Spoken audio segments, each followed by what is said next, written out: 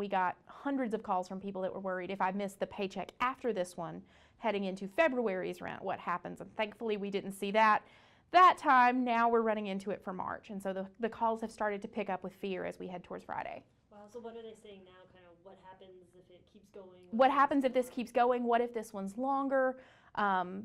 It's my understanding that a large amount of people still haven't received the back pay that they were due, especially some of the folks on the lower income side of things.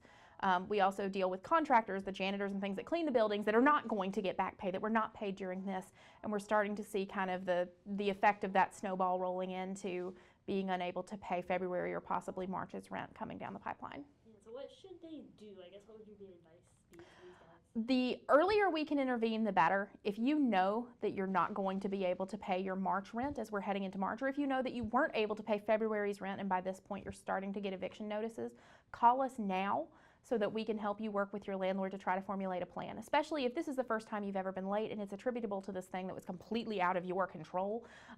What happens in Washington, as much as it affects us locally, we have very little say in on the ground level. And we're able to explain to landlords that, hey, this tenant was affected by the shutdown. You've had no previous problems with them. Can we work something out? And most landlords have been more than willing to work with people. Obviously, they've got their own bills to pay and things like that. But a good tenant is someone that you want to keep around. It's going to cost more money to get them out, get someone else in than it would to work with them for a month or two while they're going through this thing that we're all kind of stuck with. Okay. So what do you mind going into talking a little bit about what you were just saying with a couple of places that there was like a senior place? Sure.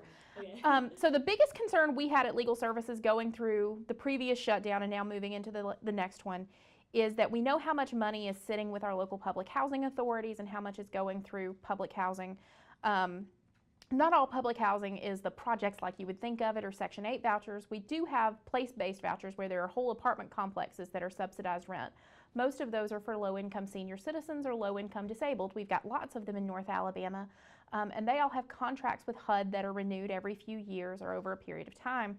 3 of those facilities, one in Florence, one in Cullman, and one in Huntsville, did not have contracts that were renewed prior to the last shutdown, but their last payment would have come during the shutdown. And so had it gone on any farther, we would have seen those tenants required to pay market rent to keep their housing, which for seniors on a fixed income making $700 or $800 a month, being suddenly asked to produce $600 or $700 for your rent is just completely unsustainable.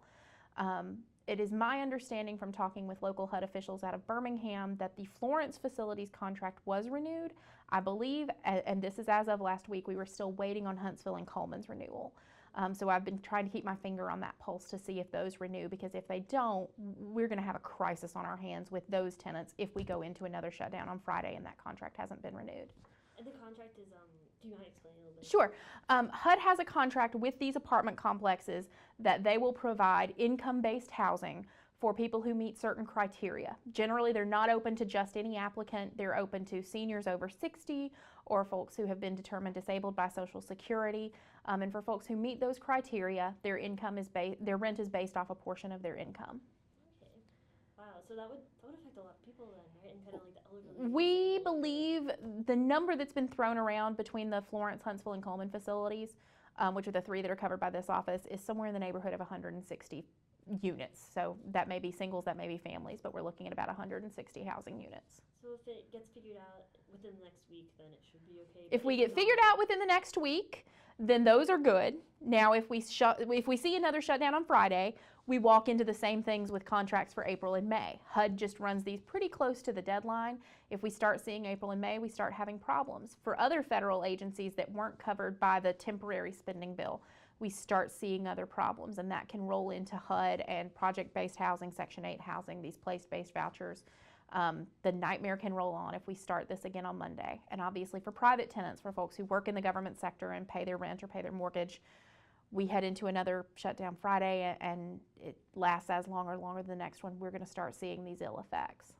Does it feel kind of like deja vu for you, or like it never ended, I guess? Is it really resolved?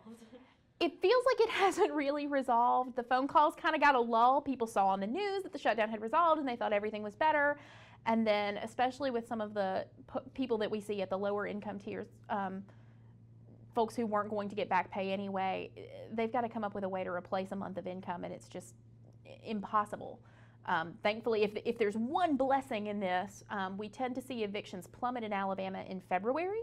That's because people get their tax money, and so they're able to use that tax refund to bring things current. That has kind of been the blessing in all of this, has been that it happened at a time that most people have a little bit of extra money in their pocket, but not everyone, and especially under the new tax law.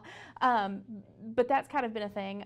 One of my friends who is a private landlord attorney in town is gearing up for her busiest February and March ever, and she's been in practice for over a decade. That's terrifying. Just because of like evictions that could Just evictions in general, and it's hard to track whether or not they're related to the shutdown. I personally ask people because I think it's a compelling part of their story to tell the judge that, you know, I ask those questions in testimony. Have you ever been behind on your rent to this landlord before?